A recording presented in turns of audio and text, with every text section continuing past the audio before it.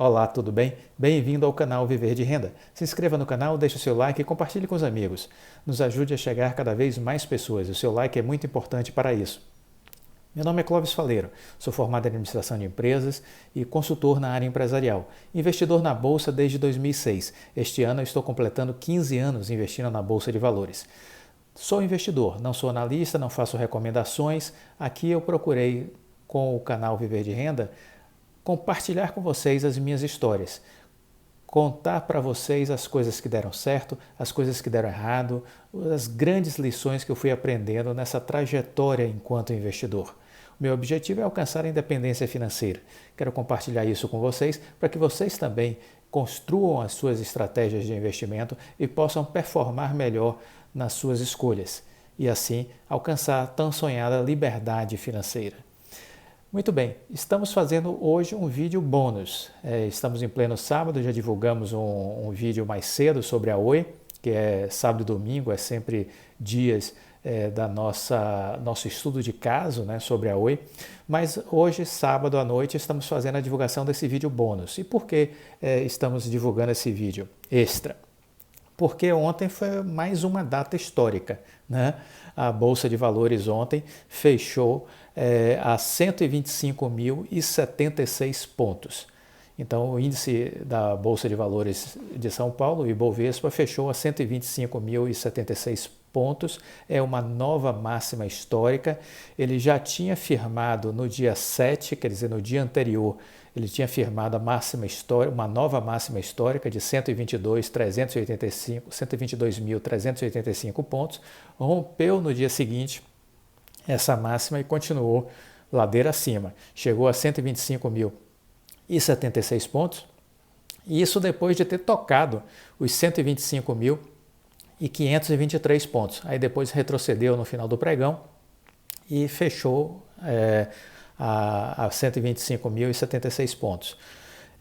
O que é que a gente está vendo aí nesse movimento? É um movimento forte, é um movimento de alta, e enquanto estamos em tendência de alta, temos que aproveitar a tendência, né? Não há por que ser contra a tendência.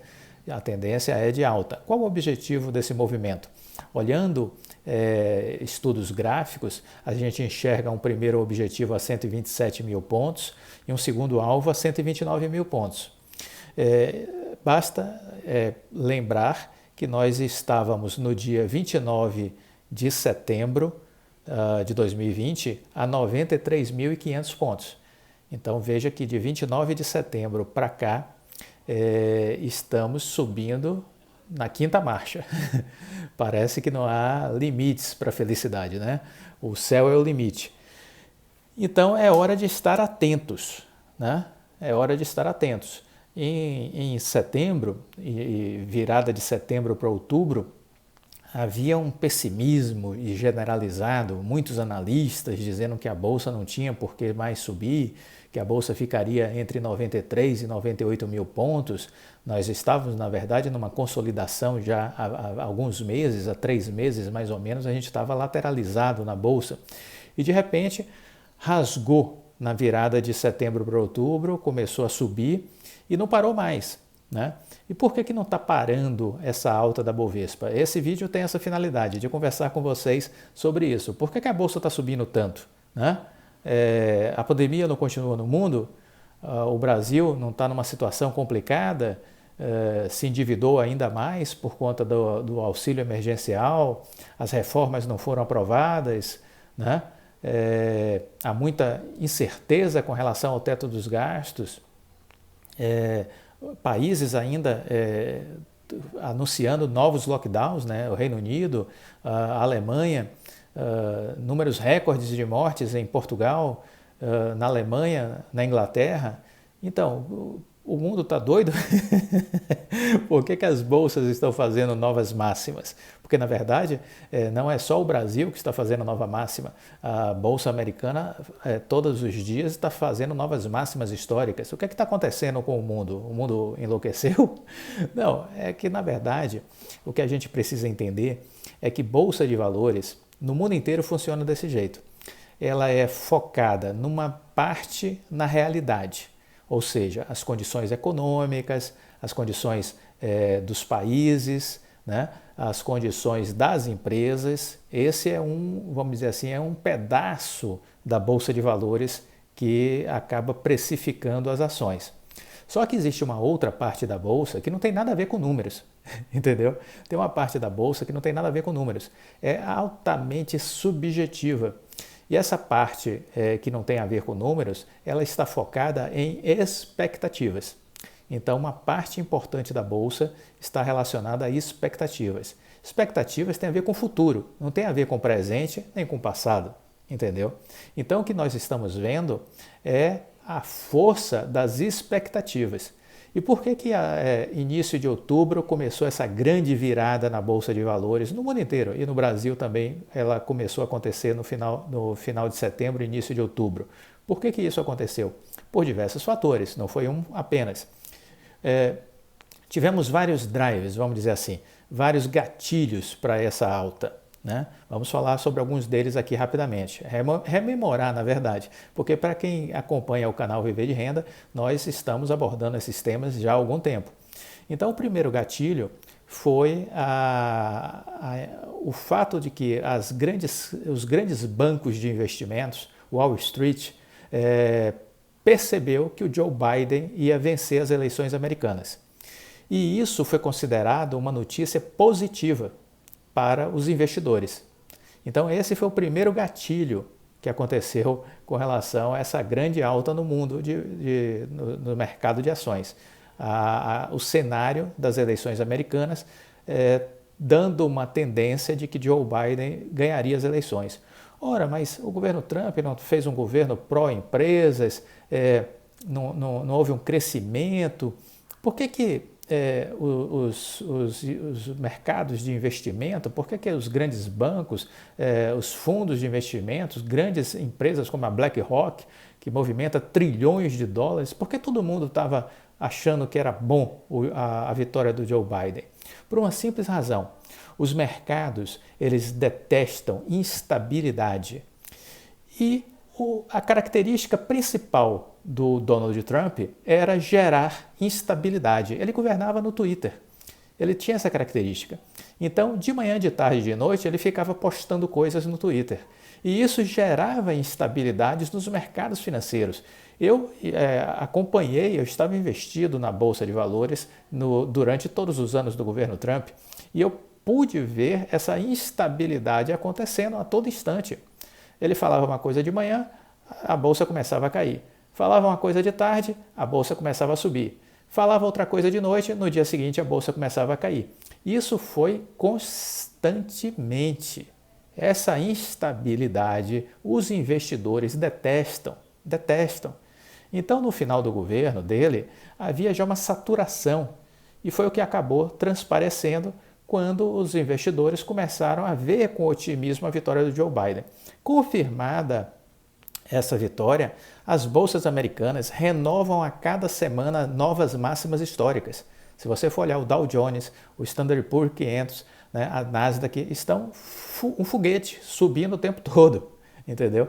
Então, quando eu percebi que isso, analisando, né, relatórios do Goldman Sachs, JP Morgan, do BlackRock, avaliando o que estava dizendo os CEOs dessas empresas, eu disse, poxa, vai haver uma grande virada. Não é negativa a vitória do Biden, muito pelo contrário, vai ser vista como uma coisa positiva. Então, nesse momento eu tinha uma reserva fora da Bolsa e eu fui 100% para dentro da Bolsa. Eu fiquei, a partir de outubro, 100% na Bolsa, não tinha R$1 fora dela. Totalmente comprometido com a Bolsa de Valores, acreditando no ciclo de alta. Muito bem, além disso, outros gatilhos se prenunciavam. Que outros gatilhos eram esses? A chegada da vacina, né? Havia uma grande expectativa que a partir do final do ano seriam anunciadas as vacinas contra o Covid. E exatamente foi isso que foi acontecendo. Primeiro a vacina da Pfizer, depois a vacina da Moderna, né? Agora, recentemente, já esse ano, a vacina da AstraZeneca com a Universidade de Oxford, né? Agora vem a vacina da Sinovac. Então são 4 vacinas já sendo aprovadas e porque enfrentar a pandemia não será possível apenas com uma vacina. você terá que usar 3, 4, 5 vacinas para dar conta da capacidade da população mundial, né? Um laboratório, 2 laboratórios não vão dar conta de fazer uma produção para atingir o mundo inteiro. Então você vai precisar de 4, 5, 6 laboratórios trabalhando. Então é isso que começou a acontecer no final do ano para cá. E havia essa expectativa, de novo, expectativa gera alta na bolsa, entendeu? Isso é importante entender. Muito bem, quando essas expectativas começaram a se formar nesse final de setembro, início de outubro, né, naturalmente os investidores, nós tivemos aí as economias do mundo inteiro foram socorridas por trilhões de dólares, foram mais de 20 trilhões de dólares derramados nas economias. Isso gerou um excesso de liquidez. Estamos falando ainda de economias de países que estão com juros negativos ou próximos de zero. Então há excesso de liquidez no mercado. E o que é que acontece com isso? Investidores estão à procura de investimentos. Ok? O que nós vimos também no ano de 2020? Vimos que a recuperação econômica dos países desenvolvidos aconteceu de forma mais rápida do que dos países emergentes, natural que fosse assim. E os países emergentes ficaram um pouco para trás. E aí os bancos de investimentos, né, Goldman Sachs, o Morgan Stanley, começaram a dizer, olha, é a hora de começar a olhar para os emergentes. E nesse final de ano de 2020 foi o que começou a acontecer, ter um fluxo de capital para os mercados emergentes. Então, compartilhando com vocês aqui, por exemplo, uma notícia que saiu no Estadão, investimentos estrangeiros retornaram à Bolsa no final do ano passado, somando 56 bilhões de reais em 3 meses. 56 bilhões de reais em 3 meses. O Brasil voltou a ser o destino do capital estrangeiro com o aumento do otimismo global. Em torno da vacina contra a Covid, desculpem, e também do clima, né, de efervescência da eleição americana. A Bolsa recebeu 56 bilhões de reais nos últimos 3 meses do ano, onde se refletiu aí a busca dos investidores por mais rentabilidade. E também uma troca de ativos das carteiras. Muitas ações tinham valorizado bastante e outras ficaram para trás. Então há uma troca natural de investidores que estavam em ações que tinham subido já muito e de outras que estavam descontadas. Então você sai da que subiu demais e procura a que ficou para trás. Por exemplo, o setor de bancos ficou para trás. Algumas empresas de commodities ficaram para trás. Então há uma troca natural. O investidor sai daquela que já subiu demais, que performou demais, e ele vai para a empresa que está lá atrás, ainda descontada, na análise que eles fazem, entendeu? Aí a questão o movimento tende a seguir esse ano? Essa é a grande pergunta. Ainda que tenhamos tido um ingresso de 56 bilhões no último trimestre de reais, ainda assim, durante o ano, o movimento fechou negativo. Ou seja, saíram mais recursos dos estrangeiros da Bolsa do que entrou. Ficamos com um acumulado negativo de 31,8 bilhões de dólares de recursos de estrangeiros que deixaram a Bolsa. Os estrangeiros começaram a sair da Bolsa, é importante ser justo nessa análise, né? Na tragédia do governo Dilma, um dos piores governos que nós já tivemos, né? Uma mulher cheia de verdades. Sempre suspeite de pessoas que são cheias de verdades. As pessoas precisam ter espírito de abertura para se permitir ser influenciado. As pessoas que são fechadas, que são dogmáticas, que possuem verdades absolutas, essas pessoas são muito suspeitas, porque elas não acreditam em ninguém. Essa era a personalidade da Dilma. Ela era uma pessoa cheia de verdades. Ela não tinha dúvidas. Então, ela fez um governo desastroso, baseado nas convicções dela. E os investidores começaram a deixar o país por volta aí de 2013, 2014, quando o Brasil já começou a declinar, né? Aquele Cristo Redentor tinha ficado para trás, Então, por volta aí de 2014, mais ou menos, os sinais estavam já mais preponderantes, 2015, e aí os estrangeiros começaram a sair. Nós perdemos o grau de investimento, que era um selo de qualidade dado pelas agências de classificação de riscos, e isso fez com que muitos fundos de investimentos internacionais não pudessem mais aportar dinheiro no Brasil, porque eles só aportam diante dos seus estatutos em países que têm selo de grau de investimento, entendeu? Então, começou a debandada aí. Isso foi se intensificando conforme a crise foi piorando. Várias empresas fecharam as portas no Brasil e foram embora.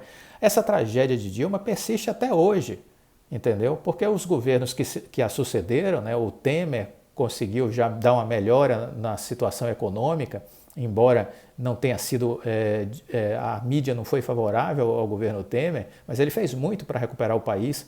Entendeu? Do ponto de vista econômico, a equipe dele era nota 10, o Henrique Meirelles, o Ilan Goldfagen no Banco Central, entendeu? As estatais foram moralizadas, enfim, o Pedro Parente fez uma gestão excelente na Petrobras, o Wilson Ferreira Júnior na Eletrobras, que continua até hoje, deram uma recuperada na qualidade da gestão das estatais, na gestão econômica e na política do Banco Central, porque estava tudo desmoralizado, terra arrasada, entendeu? Mas ainda assim a recuperação foi muito pequena, porque o governo Temer foi torpedeado pelo Joesley Day, um factoide que foi criado pelo ex-procurador-geral da República, aquele assunto da JBS, né? E aquilo só fez ferrar com o Brasil. Algumas pessoas ganharam muito dinheiro naquele escândalo, entendeu? Faltou investigação, porque com certeza tem muita gente oculta que ganhou dinheiro com aquela queda da Bolsa. E além disso, o que aconteceu foi que se pararam as reformas no país, né? A reforma da Previdência travou e não aconteceu mais nada desde o Joesley Day. Então, infelizmente, o governo acabou morrendo naquele dia, né? E de lá para cá, temos o governo Bolsonaro que vem no enfrentamento com o Congresso Nacional, aprovou uma reforma da Previdência, mas levou um ano para aprovar a reforma da Previdência, uma morosidade enorme. E as grandes reformas que o país precisa, como reforma tributária, reforma administrativa, não acontece. Nem se começou a discussão e já se passaram 2 anos de governo. Então, o Congresso Nacional não aparenta ter nenhuma motivação para discutir esses temas. Recentemente, essa semana, eu vi um deputado federal dizendo que os deputados são contra a reforma administrativa. Então, é um surto psicótico em Brasília, né? É uma casa de loucos lá em Brasília por conta de não perceber a gravidade da situação brasileira e das prioridades. Então, os investidores estrangeiros eles estão de olho. Poderão continuar ou poderão ir embora. Mas, de qualquer sorte, houve esse movimento de entrada e isso é importante destacar desses recursos. A posse agora do Joe Biden significa uma virada na economia mundial, é importante que se diga isso, né? E de que forma isso vai afetar o Brasil, né? Há uma expectativa de um novo ciclo de valorização de commodities. É isso que está se prevendo, né? Com uma recuperação das economias do mundo inteiro, por conta depois da pandemia, há um aquecimento da economia e há uma demanda por produtos relacionados a commodities. Então, o setor agrícola, o setor de petróleo, de minérios, tudo isso tende a ter uma valorização para esse ano. Petróleo em especial e minério de ferro têm sido destacados como produtos para se estar de olho, ok? Então, é importante que vocês tenham essa ideia. O setor de bancos ficou para trás da recuperação, então há uma expectativa de recuperação do setor bancário, essa é uma outra informação que vocês precisam ter, e o setor de varejo vai continuar forte, porque as lojas físicas estão voltando a vender e existe o e-commerce que foi uma revolução por conta da pandemia que aconteceu e que veio para ficar. O e-commerce vai continuar forte no Brasil nos próximos anos, né? Essa é uma tendência. Então a gente precisa ter essa noção dessa transformação. Uma coisa também importante a de se dizer que o Joe Biden vai ter maioria na Câmara Federal nos Estados Unidos e vai ter maioria no Senado. Ou seja, Não significa que tudo que ele propor ele vai aprovar. Mas eu diria assim, haverá uma facilidade para o Joe Biden de aprovar reformas, porque ele tem o controle da Câmara e tem o controle do Senado. Por outro lado, não é uma maioria folgada, por exemplo, no Senado, mas ainda assim o que eu prevejo é que haverá uma facilidade maior. O Joe Biden tem uma grande característica que a essa altura do campeonato, diante do esgarçamento que houve nas tensões democráticas nos Estados Unidos, agora nesse final vexatório do Donald Trump, é que o Joe Biden é um político de carreira, entendeu? A vida toda dele ele foi político. Então ele é um igual aos que estão lá no Congresso americano, né? Ele tem uma carreira como parlamentar. A vida dele toda foi como parlamentar, um autêntico representante do capitalismo americano. Então será, acredito eu, que será muito fácil, porque ele é uma pessoa aberta ao diálogo, né? Ele foi o vice do Barack Obama, e o Barack Obama escolheu ele para ser vice exatamente por essa característica, por ele ser um político de carreira e por ser uma pessoa de muito trato, de muito diálogo com o Congresso americano. Foi por isso que o Barack Obama escolheu ele para ser vice-presidente, porque sabia da resistência que poderia ter em função dele ser negro, né? Porque lá nos Estados Unidos há uma questão ainda racial muito forte. Então, há uma expectativa realmente de que ele consiga aprovar as principais reformas que ele pretende desencadear. E nesse aspecto, o que há já vamos dizer assim, de análise inicial das primeiras medidas do governo dele e tudo mais, é que haverá um olhar muito forte com relação à saúde, obviamente, porque os Estados Unidos ainda vive o agravamento da pandemia, né?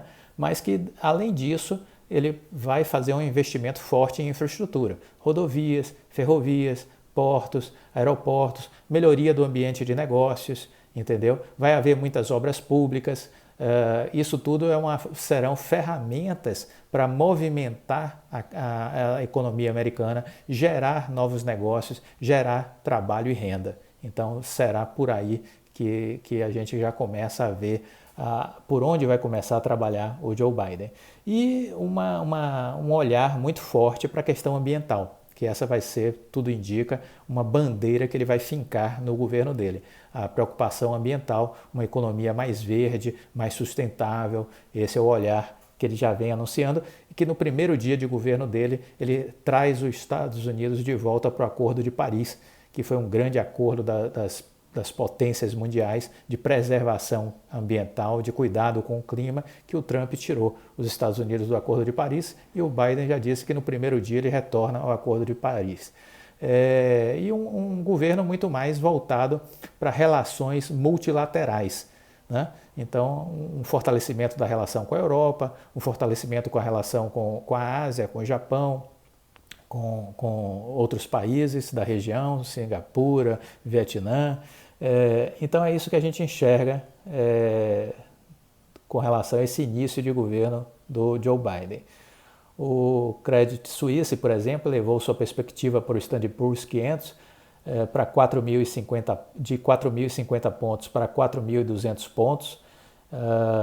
Então há toda uma tendência ainda de achar que a Bolsa de Valores continuará subindo nos Estados Unidos, certo? Essa é a expectativa também para a Bolsa brasileira. A gente acredita que ela vai estar girando aí na faixa de 130, 135 mil pontos. É o que a gente enxerga. Tem gente falando em chegar a 140, 150 mil pontos. Eu acho que é muito para esse ano. Eu acredito em 130 a 135 mil pontos. Aí vocês vão dizer, pô, mas a gente já está em 125. Pois é, fizemos um vídeo ontem falando sobre isso, né? Será que está na hora de pisar no freio? Porque nada é eterno, nada sobe o tempo inteiro. Então, pela experiência que eu tenho, que eu estou fazendo de 15 anos de bolsa, eu acho que a gente está chegando no momento de uma realização. Como vai ser essa realização? Não sei, mas que estamos próximos, estamos. Porque os grandes investidores, se não encontram um motivo para fazer uma realização, eles criam o motivo. Então, a gente está próximo dessa faixa de realização. E essa realização é por quê? Porque é saudável para a bolsa, porque ao você fazer uma queda mais aguda, você barateia os ativos e cria espaço para você realizar os lucros que você obteve e, ao mesmo tempo, depois voltar ao mercado para comprar ações mais baratas. Falaremos mais sobre isso num próximo vídeo. Talvez amanhã eu faça um outro vídeo bônus no domingo. Mas, por enquanto, essa era a nossa mensagem para esse sábado, para que vocês reflitam, porque início de ano é início de refletir, olhar o passado, olhar o presente e começar a planejar o futuro. Um abraço, uma boa noite para vocês. Tchau.